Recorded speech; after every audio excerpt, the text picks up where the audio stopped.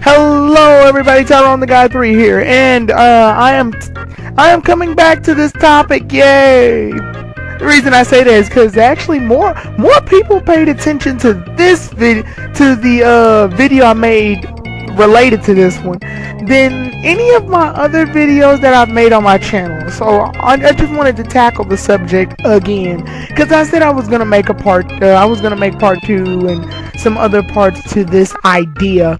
And I think someone in the comments also, sorry if I don't remember your name right now. Someone in the comments also told me that they were making a game based on this idea a while ago when I made the video a long time ago.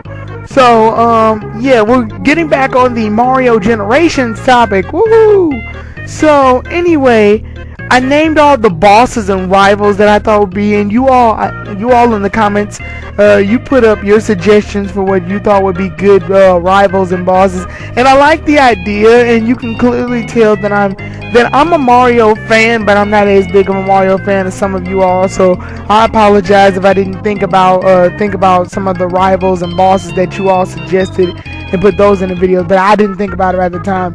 And I chose certain ones for certain reasons. Like Bowser Jr. was one I chose. First starting off as Shadow Mario, of course.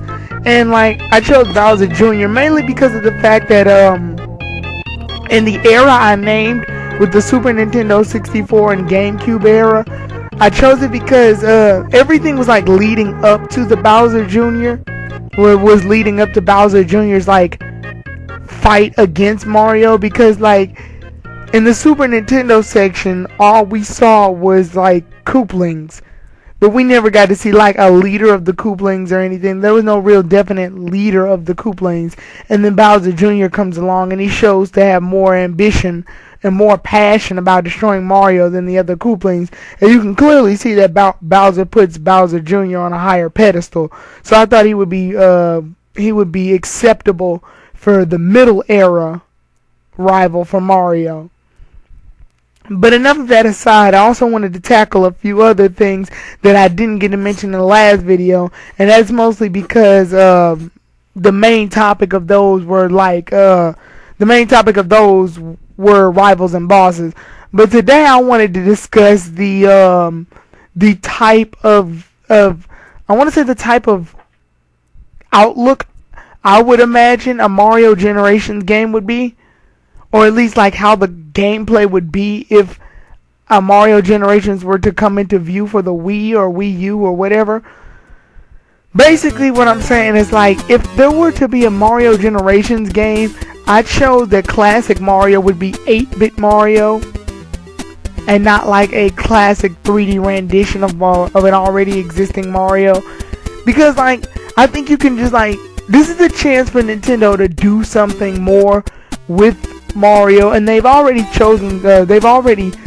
taken somewhat of a route like this before in the Paper Mario series. In the Super Paper Mario Brothers game for the Wii, they did 2D, but you can switch it to 3D. So I'm feeling an 8-bit model for Mario in an HD game is possible. It's very well possible. When you use the PAL block, or PAL, no, it's called PAL Pills.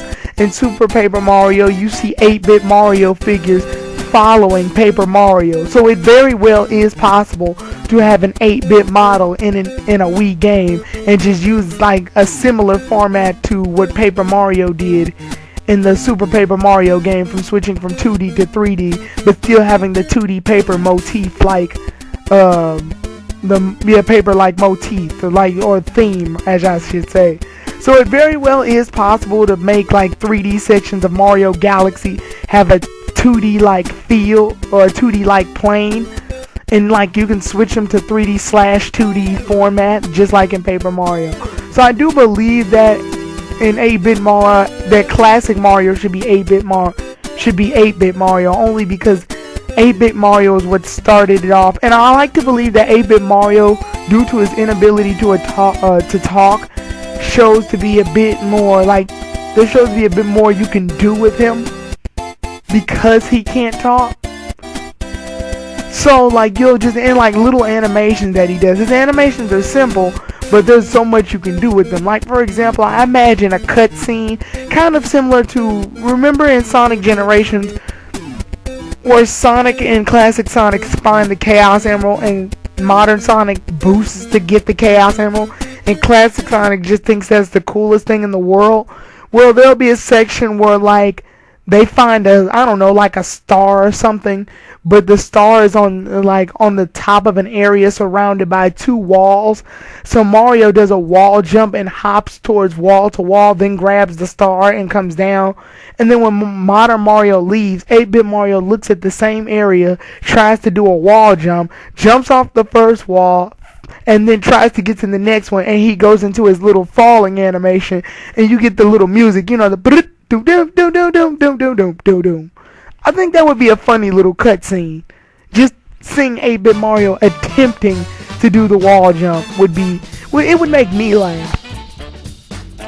So yeah, as far as controls go, modern Mario should obviously be the Mario that is used in our current games. Super Mario, New Super Mario Brothers for the Wii, Galaxy 2, you know, that Mario, the modern Mario we're used to. Classic Mario obviously would be 8-bit. Modern Mario would have like pretty much all of his skills, the ground pound attack, the punch kick combo they had in Super Mario 64, the triple jump where if he jumps 3 times while running, he can do a flip on the third jump. Like the thing where you run, hold down the crouch button and then jump so he can jump forward while holding his arms forward. You know, he would pretty much control just like he controls in Super Mario 64, Sunshine, Galaxy 1, and Galaxy 2. With no real differences whatsoever. Of course, also to make him unique, you could add in the little ground pound. Not the ground pound, excuse me, the spin jump that he did in Mario Galaxies 1 and 2, I believe. And I think he did it in New Super Mario World 2. The little spin jump that give Mario a bit of air time while he's jumping. So yeah, that would be a nice addition to add into. I would believe that there would be more modern power-ups for modern Mario, obviously, but the thing about Mario's power-ups is that they pretty much traveled quite a distance. So I see no real reason why modern Mario can't use classic Mario's power-ups, and I see no reason why classic Mario can't use modern Mario's power-ups.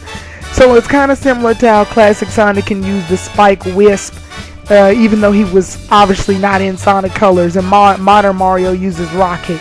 So I definitely can believe like 8-bit Mario can use the penguin suit, and there'll be an 8-bit version of the penguin suit, or there'll be or modern Mario can use, obviously, the frog suit, only it would be updated. So I see no reason why those classic power-ups and modern power-ups can't coexist, because Mario's power-ups have been pretty versatile. As far as 8-bit Mario's controls, 8-bit Mario will control probably more likely like he does in his first game, Super Mario Brothers for the NES.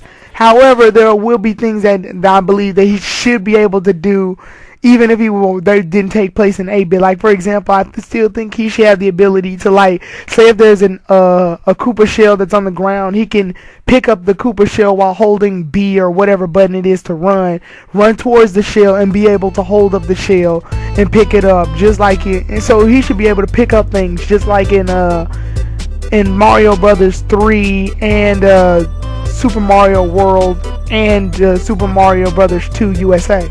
So he should be able to pick up certain items, throw them, kick them, you know, just like he does in those games.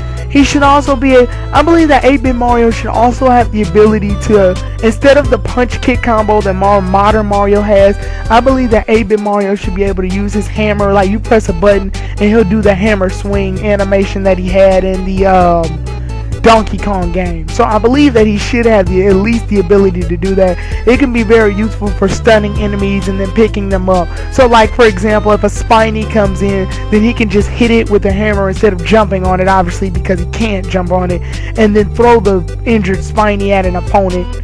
You know, so I see no reason why that can't happen. So yeah, I would really be interested in like how 8-bit Mario would control if you were to do an 8-bit version of, say, Mario Galaxy. Like I say, all the levels should look 8-bit too. Like for example, the trees and the landscape would have 8-bit, like art, but HD like painting. So it would be HD, but the models will be in an 8-bit like drawing. So yeah, that's my opinion on that. Yeah, stay tuned for my next Mario Generations video. Tyrone the God 3 out.